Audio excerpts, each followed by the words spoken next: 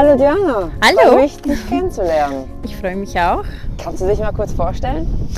Ich heiße Diana Tischler und ich komme von Ungarn. Ich bin in einem kleinen Kalkgebirge aufgewachsen, im Bakonjwald. Und wie du das siehst, wir sind am Neusiedlersee-Gebiet, also ganz andere Gegend, woher ich komme. Und ja, ich mache in der Gegend ganz tolle Exkursionen. Cool, hört sich schon mal sehr spannend an. Und du hast ja gerade erwähnt, du bist ja Exkursionsleiterin. Wie ist es dazu gekommen? Also was hat dich gereizt an den Job? Eigentlich, das ist ein Prozess, dass einem von der Kindheit jeder eigentlich mit der Natur sich begegnet. Also ich habe das ganz früh in meiner Familie auch, diese Naturliebe bekommen habe. Und ja, dann habe ich als Naturschutzingenieur mein Diplom absolviert in Sopron Universität. Aber ich habe fast vergessen, das zu sagen. Das war ein ganz wichtiger Punkt in meinem Leben. Das habe ich in Deutschland, in Rheinland-Pfalz, direkt in Neustadt an der Weinstraße, eine FSJ, eine freiwillige soziales Jahr gemacht in einem Waldkindergarten, in Schöntag-Kindergarten. Und eigentlich, als man 18 Jahre alt ist, dann denke ich mir, dass niemand weiß, was er in Zukunft machen will. Ich wollte eigentlich alles machen. Es war zu viel im Wald und dann habe ich das gesehen, das ist doch ja super, wenn ich mit den Kindern begegne oder mit den Menschen und ich diese Naturliebe weitergeben kann. Und dann bin ich eigentlich zum ersten Mal Tourismusfachmanagerin studiert in Sopron, in der gleichen Universität, und nachher bin ich entschieden, dieser Naturschutzingenieur. Das ist eigentlich fast wie vielleicht bei euch auch die Biologin, das ist ein bisschen so der ähnliche Fachbereich und ja, das ist eigentlich so, dass da mich zugeführt. Was ist dein Ziel? Also warum machst du das? Warum bist du Exkursionsleiterin? Das ist ein ganz toller, also Ökotourismus, das ist ein ganz toller Zeuge eigentlich dafür, dass die Leute die Augen öffnen auf die Naturschätze. Und ich denke mir, wenn ich nur einmal im Leben mit einer Person begegne, Gott sei Dank, ich habe ganz viele Stammkunden, aber wenn ich einmal eine Chance habe, 2,5 Stunden oder 3 Stunden habe, dass die Natur, das ist egal ob Vogelbeobachtungen oder Insektenwelt oder Pflanzenwelt zeigen, das ist eigentlich eine Chance dafür, dass ich mehr über Natur erzähle. Und das ist sehr wichtig. Und da kam dazu, das wäre vielleicht super, wenn ich Exkursions leite. Eigentlich habe ich hier am Neusiedlersee-Gebiet bei den Vertohanstag Nationalpark, bei dem Partner-Nationalpark von Neusiedler-Seewinkel hier gelandet in 2013. Und stell dir vor, in der Zeit, es war richtig Schnee. Und das war im März sogar. Das war außergewöhnlicher Schnee und eigentlich das war ein Zeuge, wenn ich das durchhalte und ich bin trotz hierher komme, dann das ist eine Müssen. Ich muss das machen. Hier gibt es eine ganze Vielfalt, nicht nur Naturschätze, sondern auch kulturelle und Geschichte, Schätze. Es gibt ganz viele Dinge da. Wäre dieses Interview zu kurz dafür, das alles zu erzählen. Aber ich bin ganz, ganz sicher und überzeugt, dass wir sollen, egal was für Sprache, Muttersprache wir reden, woher wir kommen, wir sollen und wir müssen diesen Schatz ohne Grenzen einfach schützen. Man hat ja schon ein bisschen rausgehört, du hängst an diesem Gebiet, ja, am Neusiedlersee, also auch am Nationalpark. Was würdest du sagen, ist das Besonderste daran? Also was hat dich am meisten gereizt hier? Diese Vielfalt. Also wenn ich in einem Wort das bestimmen sollte, heißt Vielfalt. Wir haben vor dem Interview auch darüber auch sehr viel gesprochen. Also das ist egal, ob ich über den Vogelwelt, Insektenwelt, Pflanzenwelt oder die geologische Gabe oder den Klima, die Klimawirkungen, die Subklimawirkungen, das ist hier mischen sich, weil wir sind eigentlich nicht nur an der künstlichen Grenze, aber vergessen wir das, sondern bei der geografischen Grenze, weil hier von der Neusiedlersee westlich der Leitergebirge und den Sopron Gebirge begrenzt. Also wie eigentlich es wurde schon einmal schön bestimmt oder geschrieben, hier trifft sich eigentlich den Alps und den kleinen ungarischen Tiefebene. Und das ist der letzte von den Ketten, der letzte. Und obwohl das ist eine kleine Strecke ist, also ich rede jetzt über von Leitergebirge bis den Schiffbestände, bis den Garten, bis den Wasserfläche, bis den Sand, Salzlaken, bis den Hornschlag, Wasengebiet, bis Donau. Aber das ist eigentlich nur 100 Kilometer. Das ist nicht weit und das hier gibt es ganz eine richtige Vielfalt. Und das hat mich eigentlich erst einmal so sogar in der Uni-Zeit auch bewundert und bezaubert. Okay. Und eigentlich, diese Frage ist eigentlich auch wieder gut, was ich in meinem Leben gesehen hatte und ich sagte, ich muss unbedingt wegen dem wiederkommen, das war der Rothalsgänse. Die auf den Tundra in Sibirien von hier 10.000 Kilometer weit, die da brüten und sie überwintern bei uns. Und damals, als ich meine Praktikumsstelle in der Chopin-Universität absolviert und geschafft habe, ich habe mit den Ökologen, mit den Attila Pellinger, einmal 3 Stück von Rothalsgänse gesehen und ich sagte, na, das wurde eigentlich mein Leben gestempelt, ich muss hier wieder zurück. Also man spürt eine Leidenschaft auf jeden Fall. Die Natur hat ganz vieles und ich habe keine einzige Exkursion gleiche mit den anderen. Es ist immer anders und das ist spannend. Ich habe das beste Job. Und das ist kein Job, das ist Hobby.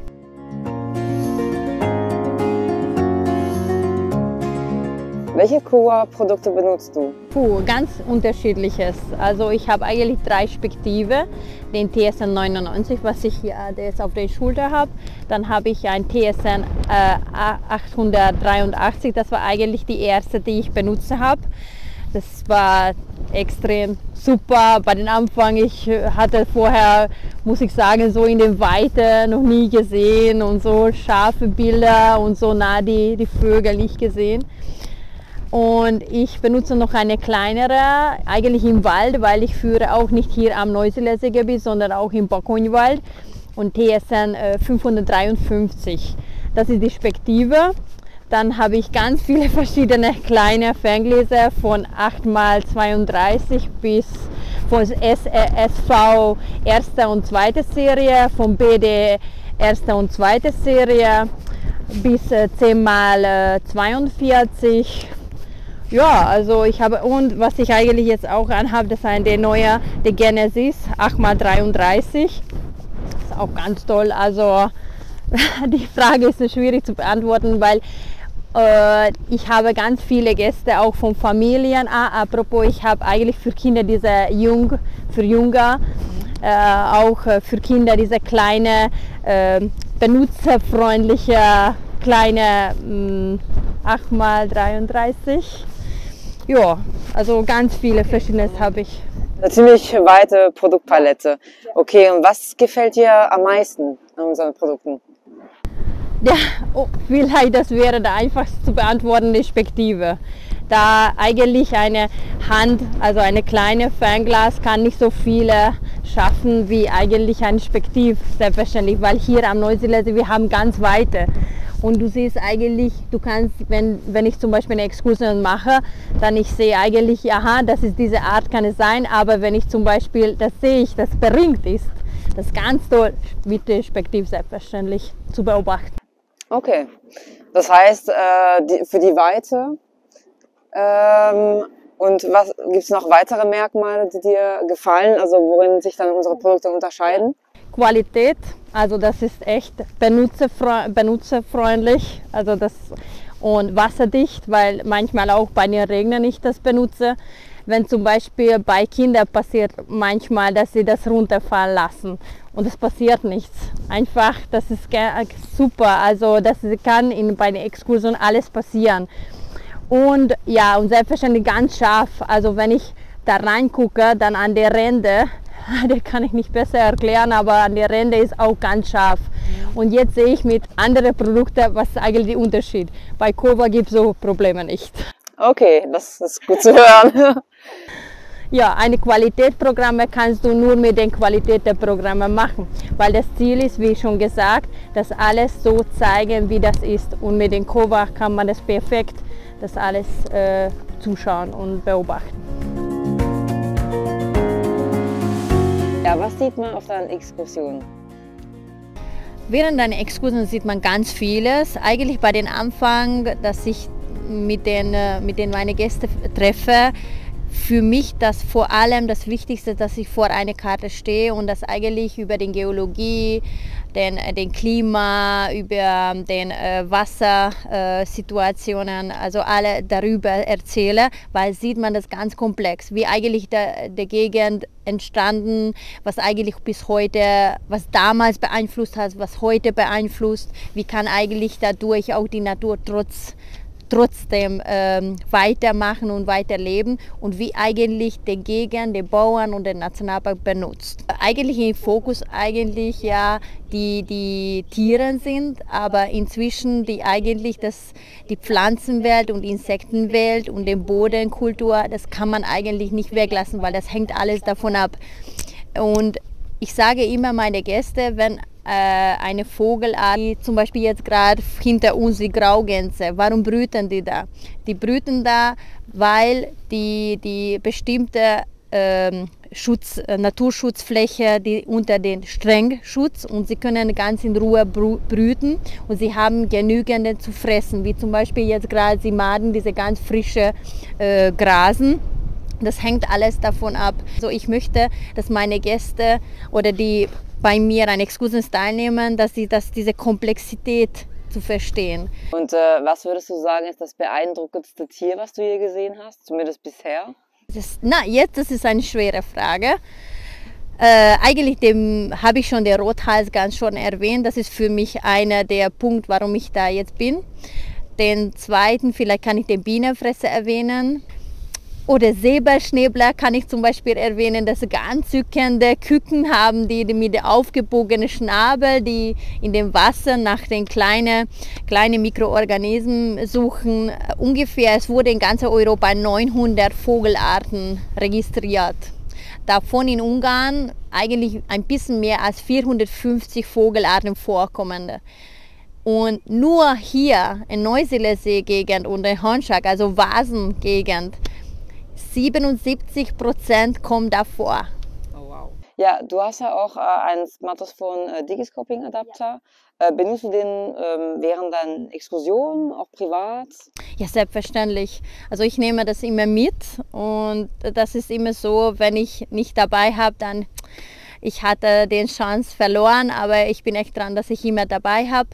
Und während den Exkursionen oder auch dem Privat einfach so rauskomme, ich benutze das immer und ich möchte alles verewigen, auch nicht nur für den Social Media oder für mich oder später kann ich dann benutzen oder sogar auch so Naturschutzprojekte zu helfen. Umweltschutz ist eine wichtige Sache. Wie treibst du das ganze Thema konkret voran? Ich mache Kindercamp, also Naturschutzcamps für Kinder. Und ich probiere es auch dadurch, den Ökopädagogen mehr empfindlicher die Kinder machen und dadurch auch die Erwachsenen. Ich führe zum Beispiel in Hegykő, auf Deutsch heißt diese Ortschaft in Ungarn Heiligenstein.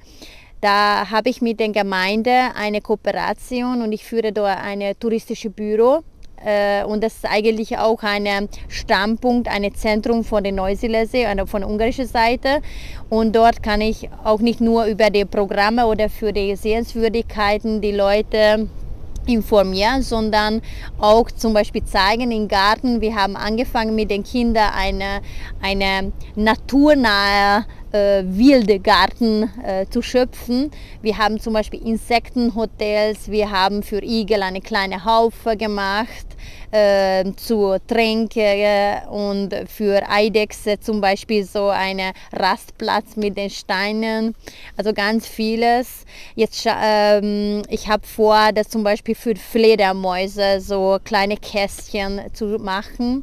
Ich gehe auch in die Schulen, in den Kindergartens.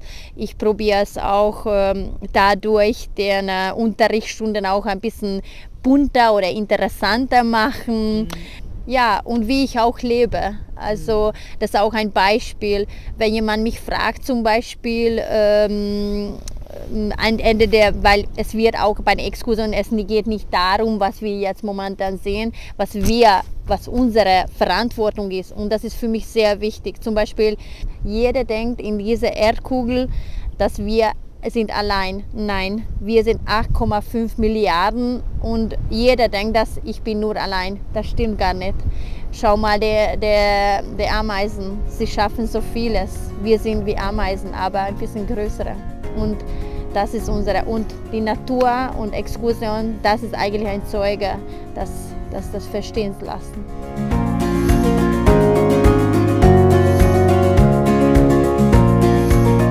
Und zu guter Letzt, was sind deine Ziele? So, das Ziel ist, die Naturliebe weiterzugeben, egal wie, aber das soll man.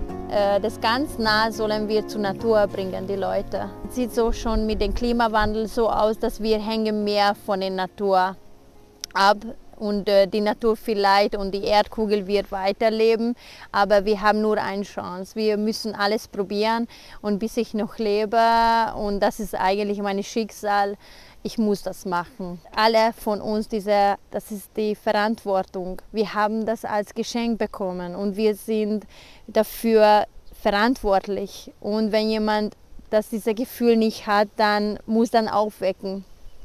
Mit dem Beispiel. Ich denke, mit dem Vorbild, gute Beispiele und Vorbilder zu zeigen. Ich probiere zum Beispiel auch mit den anderen Exkursionsleitern auch kooperieren, die auch die gleiche Philosophie haben und Wissen, oder sie haben auch da etwas fachliches Wissen im Hintergrund. Und ich hoffe, dass ich kann einmal in meine zukünftige Zeit eine kleine Branche, ein Team bauen, mit denen ich das zusammen machen kann und einfach mitfreuen, zusammenfreuen und jedes nach seiner Gabe einfach das weitergeben und zu den Folgenden und mit den Nationalparks zusammen, weil wir sind nicht gegeneinander, wir sind zusammen. Danke, Diana, dass du uns deine Geschichte erzählt hast und auch für deine ganzen Erkenntnisse. Danke. Es hat viel Spaß gemacht, viel dazu gelernt. Danke vielmals, echt, das war für mich eine große Chance wieder, dass ich das darüber erzählen durfte. Dankeschön.